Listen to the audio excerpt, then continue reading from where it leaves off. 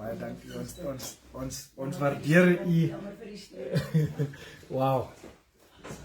Imagine if I tell you a silent assassin, you wondering, how can it be silent? It cannot be silent, but it is silent. Let me go to 2 Corinthians. Let's start our message nicely. Let me not be the one that says something, but does not cover up with the Bible. 2 Corinthians, and I'm reading from 2 Corinthians 10, sorry. And I'm going to read from verse 4.